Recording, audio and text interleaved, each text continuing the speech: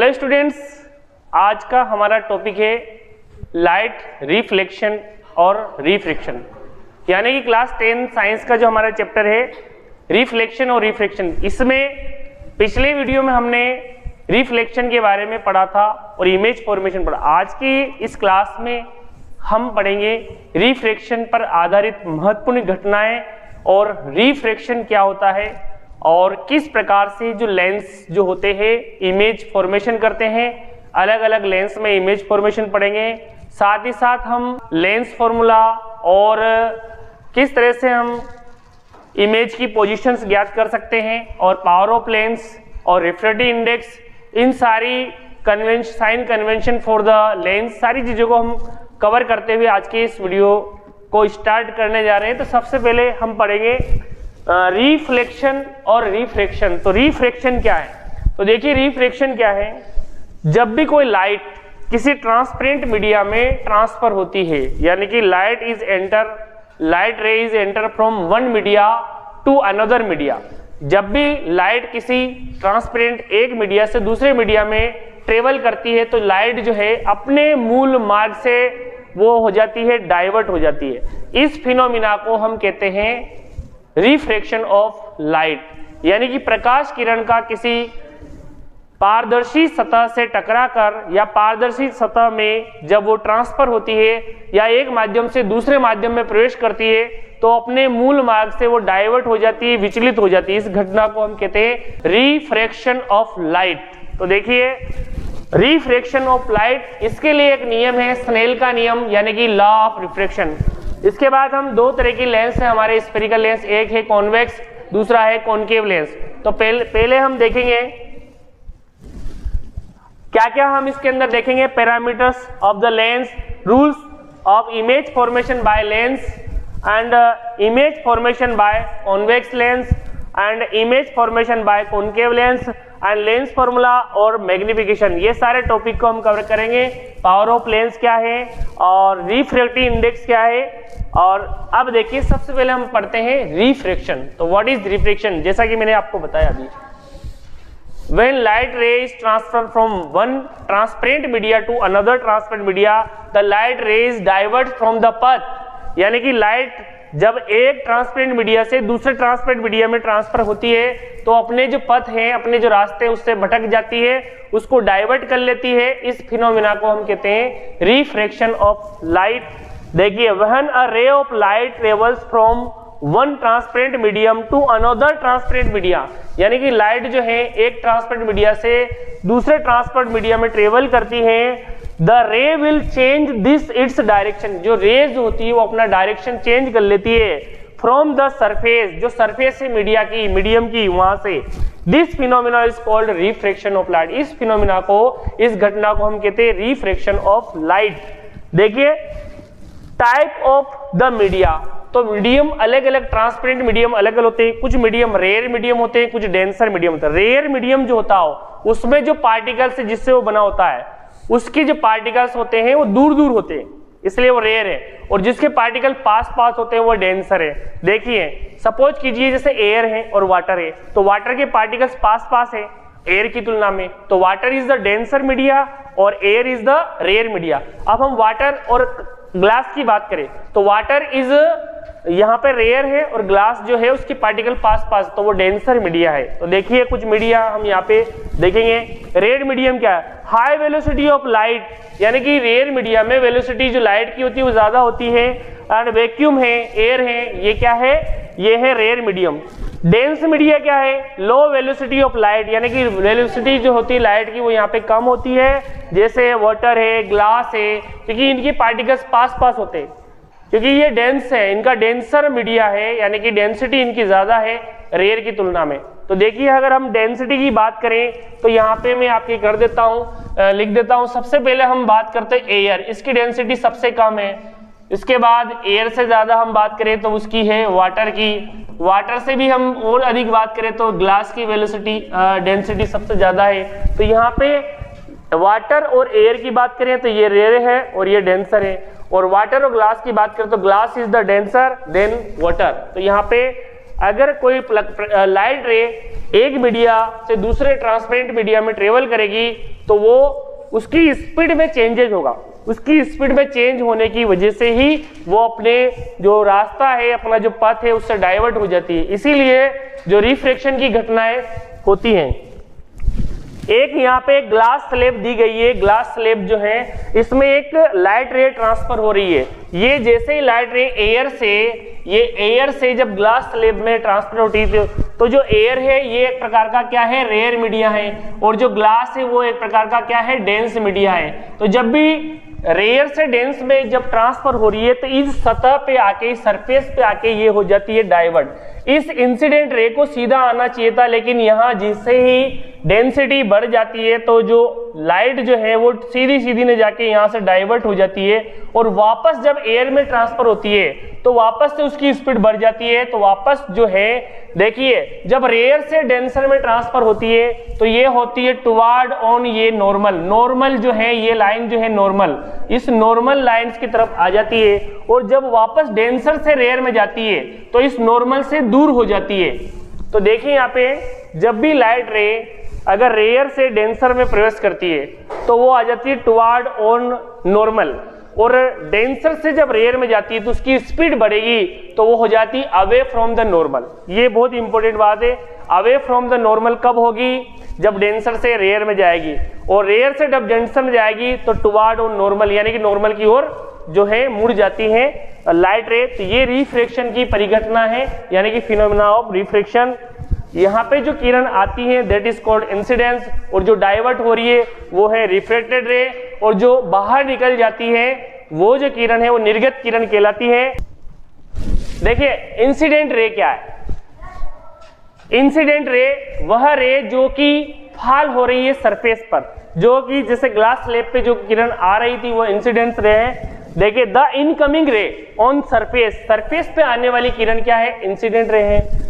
Refracted रे क्या है, जो डाइवर्ट हो रही है, रिफ्लेक्ट हो रही है, वह है द आउटगोइंग रे फ्रॉम द सरफेस, जो सरफेस से जो आउटगोइंग हो रही है वो क्या कहलाएगी, रिफ्लेक्टेड रे। इसके बाद एंगल ऑफ इंसिडेंट क्या है, तो देखिए angle between normal and incident ray, normal और इंसिडेंट रे के बीच में जो बनने वाला एंगल है उसको एंगल आई यानी कि इंसिडेंट एंगल कहते हैं। और रिफ्लेक्टेड एंगल क्या है, angle between normal and reflected ray, यानी कि रिफ्लेक्टेड रे और नॉर्मल के बीच बनने वाला जो एंगल है वो कहलाएगा रिफ्लेक्टेड एंगल। तो यहाँ पे एंगल आई और एंगल आर दोनों ही हमारे क्लियर हो गए हैं। अब देखिए नोट 1, अभी रिसेंटली मैंने आपको यहाँ बताया कि when light travel from the rare to dense, यानी कि रेयर से डेंस में आती है, जैसे एयर से ग्लास में आ रही है, तो जब एयर से ग्लास में आती है यानी कि रेयर से डेंसर में आती है तो इसमें तब क्या होता है, बेंड टुवार्ड द नॉर्मल, यानी कि नॉर्मल की तरफ बेंड हो जाती है। और दूसरी जो फिनोमिना है, जब लाइट ट्रेवल करती है from the dense to rare, जब डेंस से रेयर में जाती है, जैसे सपोज कीजिए ग्लास स्लैब से एयर में जा रही है, दैट टाइम क्या होगा, the bend away from the normal, normal से बेंड हो जाती है अवे, यानी कि नॉर्मल से दूर हो जाती है। किस समय, जब प्रकाश किरण जब डेंसर से रेयर में ट्रेवल होती है, दैट टाइम जो है ये जो away from the normal, normal से दूर चली जाती है। नेक्स्ट जो है लॉ ऑफ रिफ्रैक्शन क्या है, यानी कि यही स्नेल का नियम है, अपवर्तन का नियम भी कह सकते हैं इसको हिंदी में।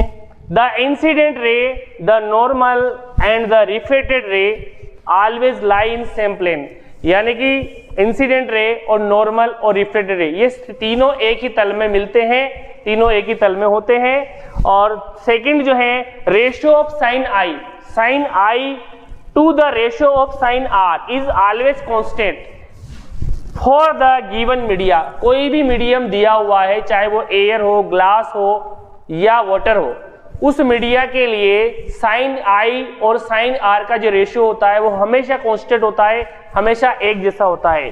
इसी को स्नेल का नियम कहते हैं। This law is called Snell law, यानी कि sine I upon sine R बराबर कांस्टेंट। ओके, नेक्स्ट है हमारा लेंस क्या है, तो देखिए दो सतह से गिरी हुई स्फेरिकल पारदर्शी जो आकृति होती है उसको हम कहते हैं लेंस। तो व्हाट इज लेंस, देखिए the transparent refractive media, transparent refractive media यानी कि उसके अंदर प्रकाश किरण जा सकती हो, रिफ्रैक्शन की घटना हो सकती हो, और वो मीडिया ट्रांसपेरेंट होना चाहिए और दो पृष्ठ से वो घिरी हुई आकृति होनी चाहिए। उसका एक पृष्ठ कम से कम स्फेरिकल होना चाहिए, वही स्फेरिकल लेंस होगा। तो देखिए the transparent reflective medium bounded by two surface, दो सरफेस से घिरी हुई, in which at least one surface is curved, कम से कम एक सरफेस इसमें क्या होनी चाहिए, कर्व्ड होनी चाहिए, इज कॉल्ड लेंस। इसी को हम क्या कहते हैं, लेंस कहते हैं। इसी को क्या कहते हैं, लेंस कहते हैं। Lenses are mainly two type, lens दो प्रकार के होते हैं, एक होता है कॉन्वेक्स लेंस, दूसरा होता है कॉनकेव लेंस। कॉन्वेक्स लेंस को हम कन्वर्जिंग लेंस भी कहते हैं, जबकि कॉनकेव लेंस को हम डाइवर्जिंग लेंस कहते हैं, क्योंकि कॉनकेव जो लेंस है वह सारी प्रकाश किरण जो कि पैरेलल आती है इन्फिनिटी से, उन सभी को एक पॉइंट पर यानी कि फोकस पर कन्वर्ज कर देता है, इसीलिए इसको कन्वर्जिंग लेंस कहते हैं। जबकि कॉनकेव जो लेंस है वो सारी प्रकाश किरणों को डाइवर्ज कर देता है, इसलिए इसको डाइवर्जिंग लेंस कहते हैं।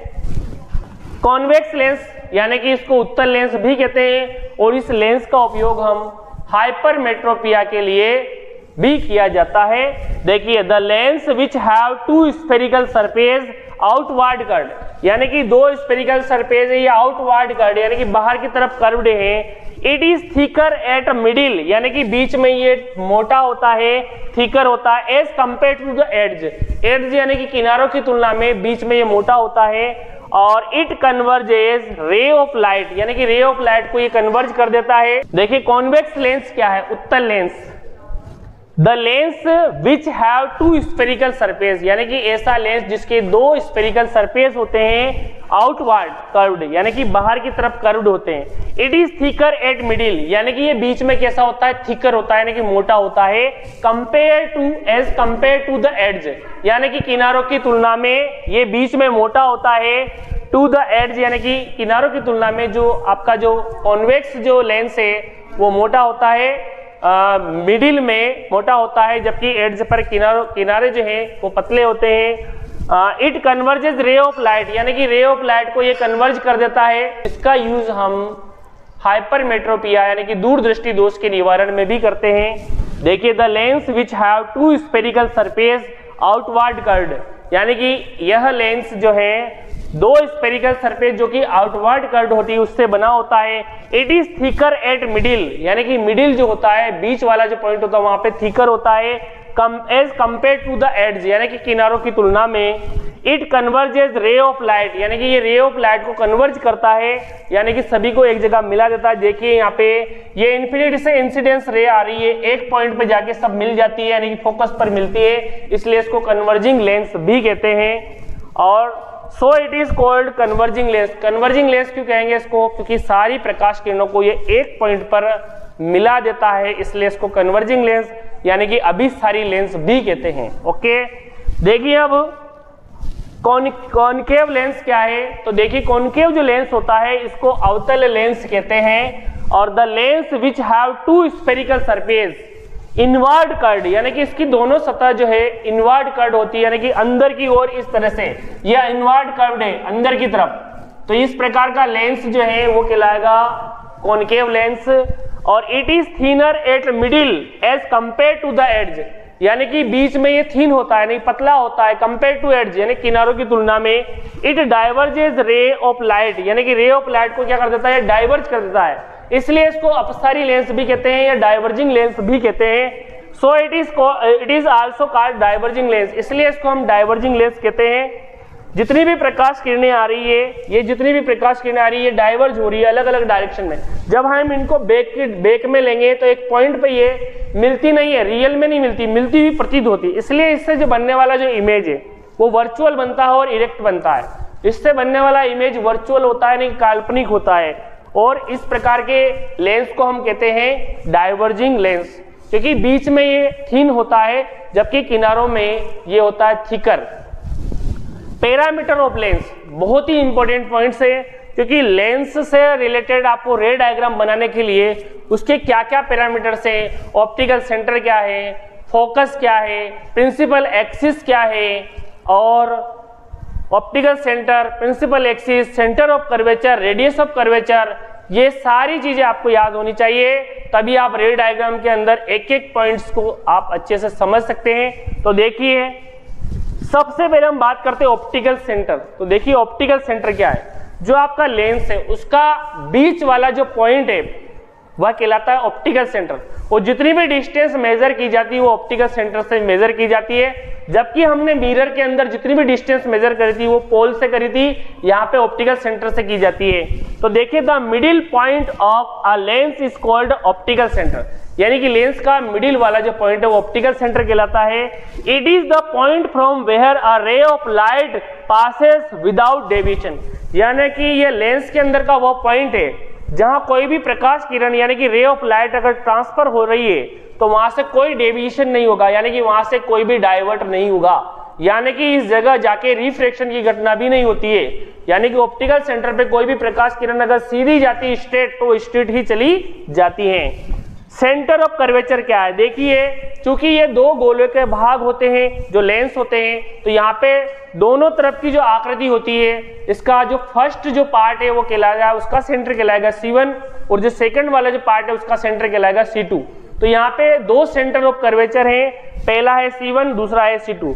A lens is a part of two sphere, lens दो स्पेयर का पार्ट होता है, जैसे आपका जो मिरर होता है वो एक स्पेयर का पार्ट होता है, ये दो स्पेयर का पार्ट है। And the centre of spare is called centre of curvature, in space का सेंटर कहलाता है सेंटर ऑफ कर्वेचर, इस इन स्पेयर का सेंटर ऑफ कर्वेचर कहलाता है। एक होता है C1, दूसरा होता है C2। इसको ध्यान से देखिए, ये हमारा एक हमने बनाया कॉन्वेक्स लेंस, इस कॉन्वेक्स लेंस का ये है प्रिंसिपल ऑफ एक्सिस, ये बीच वाला पार्ट है ऑप्टिकल सेंटर, ये किसी न किसी गोले का भाग है। देखिए आप ध्यान से, उस गोले का जो सेंटर है ये इधर है, ये भी किसी न किसी गोले का भाग है, इसका जो सेंटर है ये इधर है। इस सेंटर को हम बोलेंगे C1, इसको बोलेंगे C2, इसके बीच और इसके बीच ये कहलाएगा F1 और ये कहलाएगा F2। अब देखिए जो सेंटर और ये यहाँ पे ये दो गोले का भाग है, इसलिए यानी कि दो गोलों से ये बना है, उन दोनों गोलों का जो सेंटर है वही कहलाएगा सेंटर ऑफ कर्वेचर। और जो सेंटर ऑफ जो कर्वेचर है उससे O की जो दूरी है वह कहलाएगी रेडियस ऑफ कर्वेचर। तो यानी कि सेंटर से ऑप्टिकल सेंटर की दूरी है वो है रेडियस ऑफ कर्वेचर, और फोकस से ऑप्टिकल सेंटर की बीच की दूरी है वो कहलाएगी फोकल लेंथ। तो ये हमने कॉन्वेक्स जो लेंस है वो कैसे बना है इसको देखा। अब हम कॉनकेव लेंस की हम बात करते हैं, तो देखिए कॉनकेव लेंस में किस तरह के, वो भी दो गोलों का पार्ट है, ये कॉनकेव लेंस है, ये बीच में थिनर है और एड्ज है उस पे मोटा है यानी कि थिकर है। ये भी दो गोलों का पार्ट है, एक गोला ये और दूसरा गोला ये यानी कि दूसरा इस पर, इसका सेंटर है C1 और इसका सेंटर है C2, ये बीच वाला है इसका ऑप्टिकल सेंटर, और ये है F1 और ये है F2। देखिए यहाँ पे कॉनकेव जो है उसका जो फोकस इस तरफ होता है, जबकि कॉन्वेक्स जो है इसका फोकस इस तरफ होता है, क्योंकि ये क्या करता है सारी प्रकाश किरणों को कन्वर्ज कर देता है। तो यानी कि फोकस इसका है F2 और इसका फोकस है F1।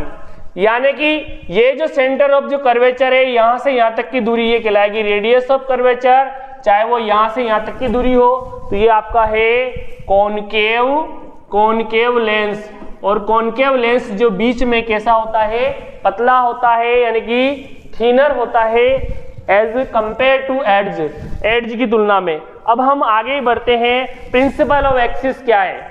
तो देखिए प्रिंसिपल ऑफ दो सेंटर ऑफ जो कर्वेचर है C1 और C2 को मिलाने वाली जो रेखा, that cross from the optical centre, यानी कि C1 O एंड C2, उस लाइन को हम कहते हैं प्रिंसिपल एक्सिस।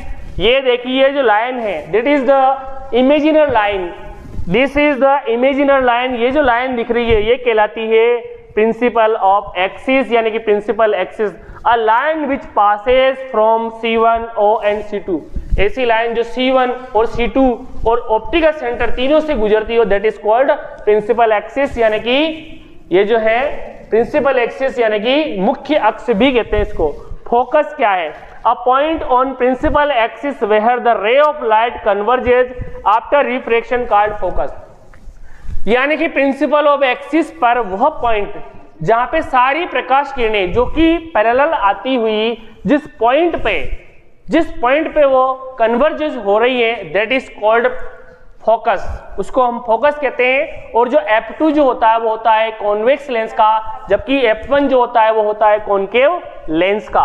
अगला है फोकल लेंथ क्या है, जो फोकस है उस फोकस से ऑप्टिकल सेंटर की जो दूरी है वह कहलाती है focal length. The distance between focus to optical centre, the distance from the F to O is called focal length. और फोकल लेंथ जो होती है वो रेडियस ऑफ कर्वेचर की हाफ होती है, यानी कि F बराबर R/2, ये भी आपको याद रखना चाहिए। The distance between F and O is called focal length, और फोकल लेंथ को डिनोटेट करते हैं अपन स्मॉल f से, जबकि फोकस को डिनोटेट करते हैं कैपिटल F से, ये याद रखना है। देखिए radius of curvature, the distance between C to O, यानी कि C से O के बीच की जो दूरी है वह क्या कहलाती है, वह कहलाती है रेडियस, यानी कि रेडियस ऑफ कर्वेचर। तो रेडियस ऑफ कर्वेचर यानी कि आपके C से O के बीच की दूरी ये कहलाएगी आपकी रेडियस ऑफ कर्वेचर। और फोकल जो रेडियस ऑफ जो कर्वेचर है ये फोकल जो दूरी है उसकी डबल होती है, यानी कि जो R जो है ये होती है 2F के बराबर। अब F निकालेंगे तो R में 2 का भाग दे दीजिए तो आपका जो आ जाएगा फोकल लेंथ आ जाएगी। अगला देखिए rules of the image formation by lens, बहुत ही इंपॉर्टेंट है। अगर ये रूल्स आपको पता नहीं है तो आप अच्छे से रे डायग्राम नहीं बना सकते और real position of the image आप नहीं बना सकते। तो देखिए इसके 3 रूल्स है, बहुत इंपॉर्टेंट है, एक एक पॉइंट ध्यान से सुनिए। पहला, जब भी प्रकाश किरणें अगर लेंस पर आ रही है, अगर पैरेलल आ रही है, when light ray is the parallel to the principal of axis, then after refraction वे जो जिस पॉइंट पे गुजरेगी that is called focus, यानी कि फोकस से गुजरेगी, यानी कि पैरेलल आती हुई किरण फोकस से गुजरेगी, पहला पॉइंट।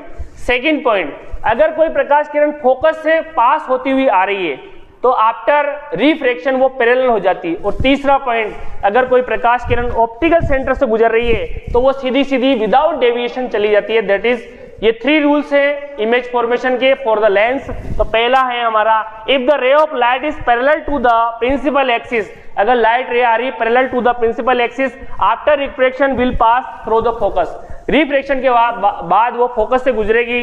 दूसरा पॉइंट है हमारा, if the ray of light incidence through the focus after the refraction it will be parallel to the principal axis, अगर फोकस से गुजरते हुए आ रही है तो रिफ्रैक्शन के बाद पैरेलल हो जाती है। और तीसरा पॉइंट अभी रिसेंटली आपको बताया, अगर ऑप्टिकल सेंटर से कोई पास हो रही है तो विदाउट डेविएशन वो चली जाती है। तो देखिए, if a ray of light incidence to the direction of optical centre, यानी कि direction of the optical centre पे कोई प्रकाश किरण आती है, आफ्टर रिफ्रैक्शन के बाद will pass without any deviation, बिना मुड़े, बिना डेविएशन के, बिना विचलन के वो सीधी की सीधी चली जाएगी। तो 3 रूल्स हैं आपके, तीनों आपको याद रखने हैं। पैरेलल आती है तो फोकस से गुजरेगी, फोकस की डायरेक्शन में आ रही है तो पैरेलल हो जाती है, और ऑप्टिकल सेंटर की डायरेक्शन में आ रही है तो विदाउट डेविएशन की चली जाती है।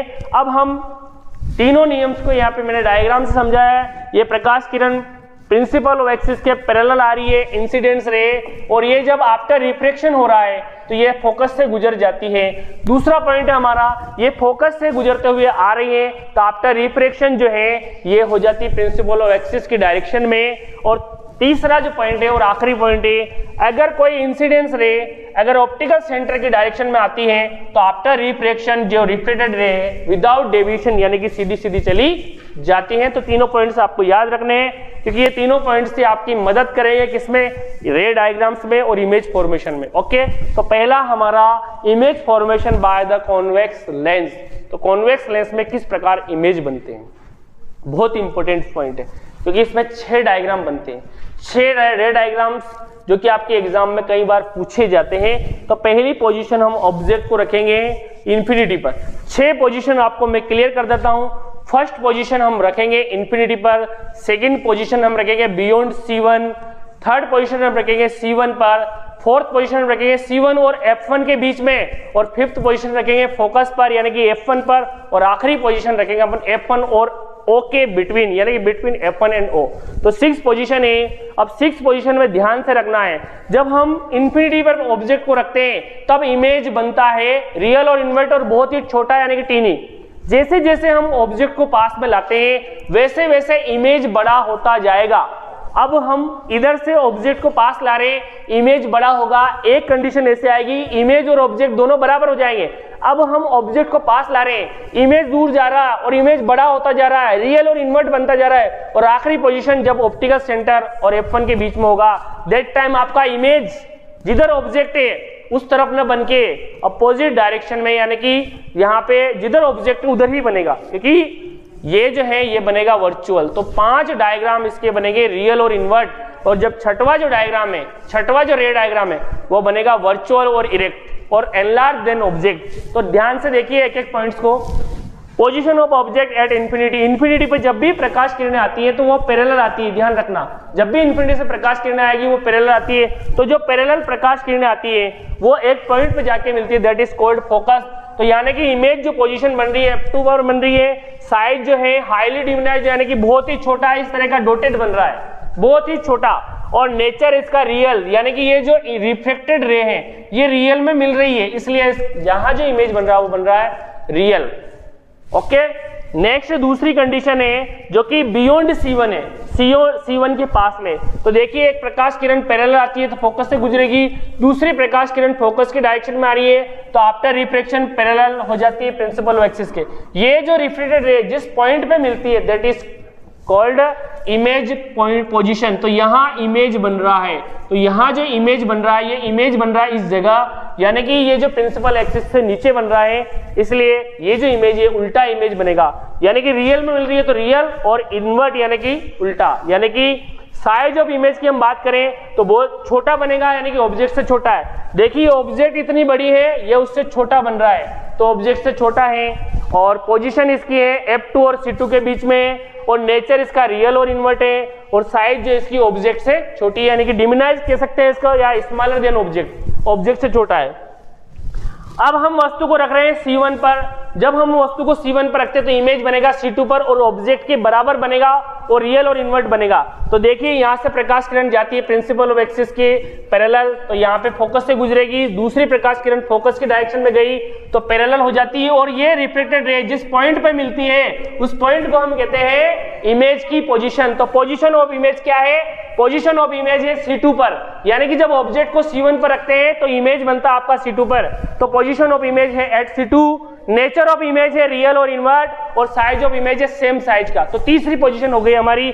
चौथी पोजीशन है object between C1 and F1, object between C1 and F1। तो देखिए पोजीशन ऑफ इमेज कहाँ बनती है, यहाँ पे हम दोनों को जब वस्तु को रखेंगे तो ये जो इमेज बनेगा बियॉन्ड C2 बनेगा। तो देखिए अब पैरेलल आ रही है तो फोकस से गुजरेगी, दूसरी ऑप्टिकल सेंटर की दिशा में तो सीधी सीधी चल जाती है, तो जब ये प्रकाश किरण मिलेगी तो ये C2 से दूर मिलेगी, तो यानी कि इमेज जो बनेगा वो बड़ा बनेगा ऑब्जेक्ट से, और बड़ा बनेगा इसका मतलब एनलार्ज देन ऑब्जेक्ट, ऑब्जेक्ट से बड़ा, और बियॉन्ड C2, और nature of image real and invert, तो यानी कि साइज इसका एनलार्ज है। पांचवी कंडीशन ऑब्जेक्ट एट F1, जब ऑब्जेक्ट को हम F1 पे रखते हैं तो देखिए यहाँ पे ऑपोजिशन ऑफ इन्फिनिटी, यानी कि इन्फिनिटी पर ये बनेगा आपका इमेज, नेचर रियल और इन्वर्ट बनेगा, और साइज इसकी होगी हाईली एनलार्ज। और देखिए जब F1 पर रख रहे हैं तो पैरेलल जा रही है तो फोकस से गुजरेगी ये ऑप्टिकल सेंटर पे, तो देखिए आगे बहुत दूर जाके मिलेगी, जितनी दूर मिलेगी उतना ही प्रिंसिपल एक्सिस से नीचे बनेगा और उतना ही बड़ा बनेगा। तो ये पांचवी कंडीशन। और आखिरी कंडीशन में उल्टा होता है, सिस्टम चेंज हो जाता है। आखिरी कंडीशन में क्या हो रहा है, वस्तु को हम रखेंगे F1 और O के बीच में, यानी कि यहां रखा तो प्रकाश किरण सीधी गई तो यानी कि सीधी यानी कि पैरेलल जाती है तो फोकस से गुजरेगी, दूसरी ऑप्टिकल सेंटर की, देखिए दोनों की दिशा अलग है। अब यहाँ पे रियल में मिलने की संभावना नहीं है, तो जब हमको इनको वर्चुअली पीछे की ओर लेंगे तो जिस पॉइंट पर ये मिल रही है, यानी कि ये जो पॉइंट आ रहा है ये आ रहा है प्रिंसिपल ऑफ एक्सिस से ऊपर आ रहा है, और प्रिंसिपल ऑफ एक्सिस से ऊपर जो आता है तो यानी कि इमेज जो बनेगा आपका बनेगा इरेक्ट बनेगा। और देखिए ऑब्जेक्ट इतनी बड़ी है, इमेज इतना बड़ा है, यानी कि ऑब्जेक्ट जो है वो छोटा है इमेज की तुलना में, यानी कि इमेज बड़ा बन रहा है, यानी कि जो इमेज बन रहा है वो वर्चुअल बन रहा है, रियल नहीं बन रहा है, क्योंकि रियल किरणें मिल रही क्या, नहीं मिल रही, तो वर्चुअली मिल रहा है और पीछे की तरफ मिल रहा है, जिधर ऑब्जेक्ट है उधर मिल रहा है और सीधा है और वस्तु से बड़ा है। तो पोजीशन हो गई, नेचर हो गया, साइज हो गई।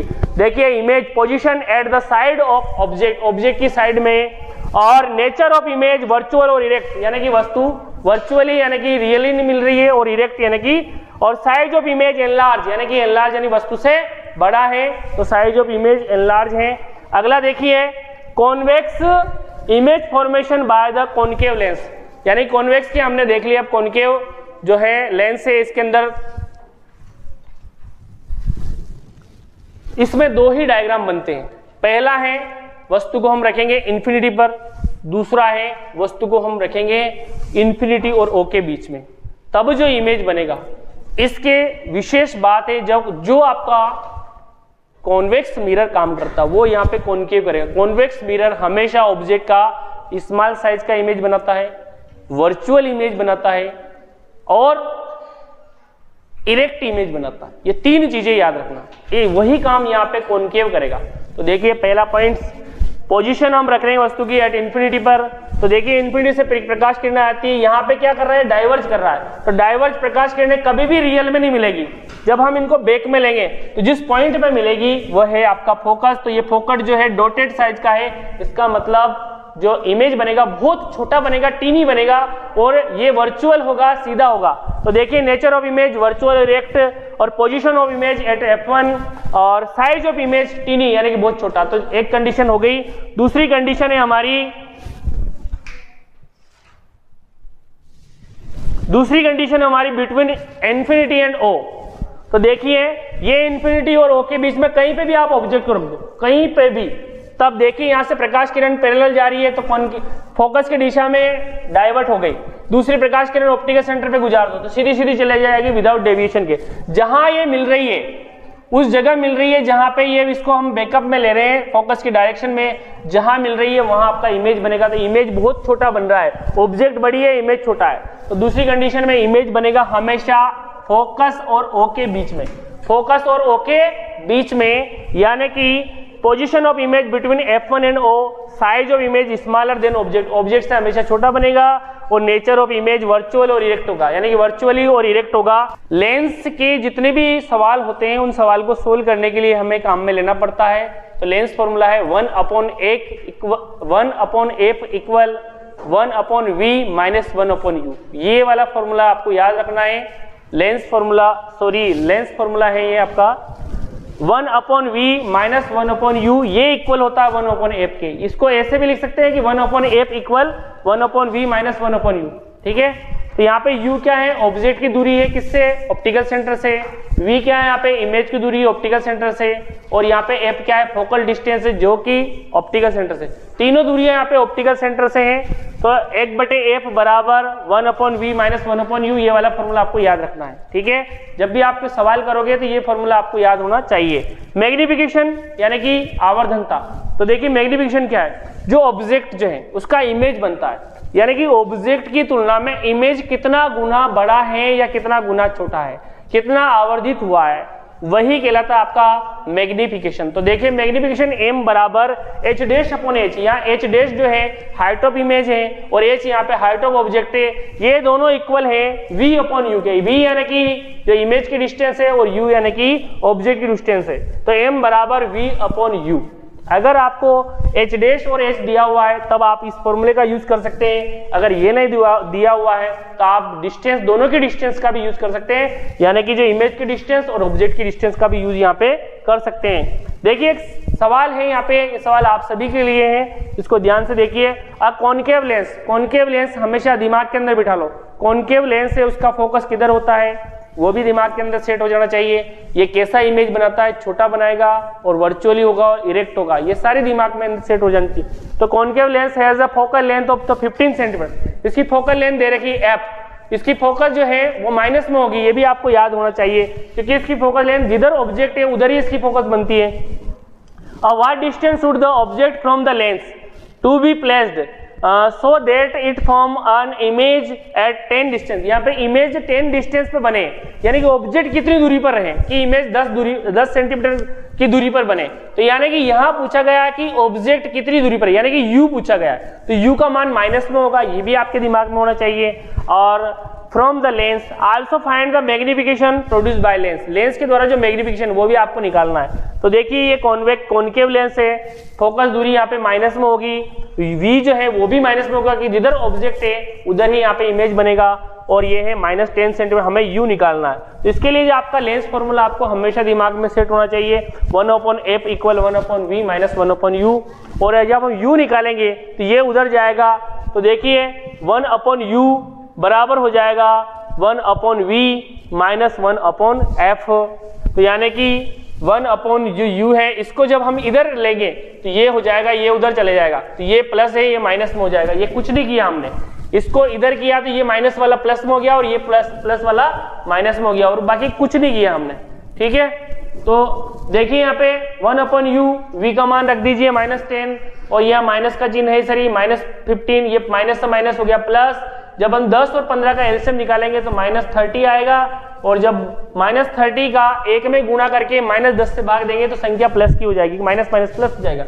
अब ये जो आपका प्लस का चिन्ह है ये प्लस है, और ये -15 जो है आपका ये या -30 का इसमें मल्टीप्लाई करेंगे 1 में, और फिर 15 से इसको हम भाग देंगे तो ये आ जाएगा -2, क्योंकि संख्या अपनी माइनस की है।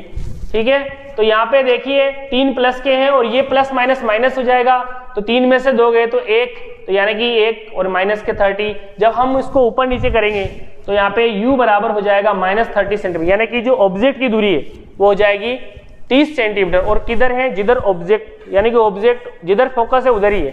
ठीक है, तो यानी कि ये हमारा आ जाता है। मैग्निफिकेशन निकालने के लिए m बराबर v/u, ये वाला फॉर्मूला ले लो। v का मान ऑलरेडी दिया हुआ, u का मान हमने निकाल लिया, माइनस से माइनस क्रॉस हो जाएगा तो 1/3 हो जाएगा। इसका मतलब जो इमेज है वो 1/3 होगा, यानी कि ऑब्जेक्ट जो है, अगर 1/3 का मतलब अगर वो 9 है, ऑब्जेक्ट की हाइट अगर 9 सेंटीमीटर है तो 1/3 उसका होगा 3, यानी कि 1/3 हो जाएगा। तो यानी कि 1/3 यानी कि 0.33, यानी कि ये आपका आंसर आ गया। देखिए यहाँ पे मैंने इसको क्लियर भी करा दिया है। u जो है आपका यहाँ आ जाता, यानी कि f1 दिया हुआ है। अगर ये 15 सेंटीमीटर है, ऑब्जेक्ट यहाँ पे 10 पे रखी है, तो इमेज जब बनेगा तो वो कहाँ बनेगा, इमेज तो यहाँ बन ही रहा है, ऑब्जेक्ट की दूरी ये है, इमेज यहाँ पे बन रहा है, ऑब्जेक्ट जो है ये यहाँ रखी हुई है, तो ये ऑब्जेक्ट इस जगह रखा जाएगा। और ये जो दूरी आई कितनी आई, ये u बराबर आई -30 सेंटीमीटर, यानी कि ये यहाँ से यहाँ तक की जो दूरी है, o से यहाँ तक की, ये आ जाती है 30 सेंटीमीटर, और इधर की दूरी माइनस में होती है। ठीक है, क्योंकि जिधर ऑब्जेक्ट रहता है वो हमेशा माइनस में होती है, ऑलवेज, ये दिमाग के अंदर सेट कर लेना। चाहे भले मिरर हो या लेंस हो, दोनों के लिए u जो है वो माइनस में होगा, और u की तरफ जो डायग्राम्स बनेंगे या जो भी इमेज बनेंगे उनकी डिस्टेंस भी माइनस में होगी। दूसरा सवाल है 2 सेंटीमीटर टाल ऑब्जेक्ट, यानी कि ऑब्जेक्ट की जो लंबाई यानी कि h दी हुई है, h कितनी है 2 सेंटीमीटर, ध्यान रखना। और ऑब्जेक्ट हमेशा ऊपर होता है, यानी कि सीधा होगा, इसलिए प्लस में है यहाँ पे। Is placed perpendicular to the principal axis, principal axis के परपेंडिकुलर रखा है। कॉन्वेक्स लेंस है, फोकल लेंथ दे रखी इसकी 10 सेंटीमीटर, कॉन्वेक्स है, इसकी फोकल लेंथ प्लस में होगी, ये भी आपके दिमाग के अंदर होना चाहिए, क्योंकि इसका फोकस उधर होता है और उधर की दूरी प्लस में होती है। The distance of the object from the lens is 15 centimetre, object की दूरी दे रखी है 15 सेंटीमीटर। और find the nature, position and size of image, और मैग्निफिकेशन भी निकालना है। तो ये हमें फोकस दूरी दे रखी है u, यानी कि u हमेशा माइनस में, जो कि 15 सेंटीमीटर है। h यानी कि हाइट ऑफ जो ऑब्जेक्ट है वो दे रखी है। अब देखिए यहाँ पे ये फॉर्मूला हमें हमेशा याद रहना चाहिए, 1/f equal 1/v minus 1/u। हमें v निकालना है, यानी कि इमेज की डिस्टेंस निकालनी है, तो v निकालने के लिए इसको इधर पटकी है, इसको इधर पटकी है, तो माइनस वाला हो जाएगा प्लस में। तो 1/f बराबर, फोकस इसकी प्लस में है, प्लस का चिन्ह है, u का मान माइनस में, माइनस माइनस हो जाएगा, ये प्लस माइनस हो जाएगा माइनस। तो यहाँ पे देखिए, यहाँ पे 10 और 15 का जब एलसीएम निकालेंगे, 10 और 15 का जब हम एलसीएम निकालते हैं तो एलसीएम निकालेंगे तो -30 आएगा। ठीक है, अब -30 जो है इसका हम मल्टीप्लाई करेंगे 1 में और 10 से भाग देंगे तो -3, फिर वापस से यहाँ पे माइनस प्लस माइनस, यहाँ पे माइनस का जब हम देखिए, यहाँ पे ये प्लस का चिन्ह है, सबसे पहले प्लस लगा दो, कोई दिक्कत नहीं है। माइनस का हम जब इसमें गुणा करेंगे 1 में तो हो जाएगा -30, और जब फिर माइनस से हम भाग देंगे तो माइनस माइनस वापस से प्लस हो जाएगा।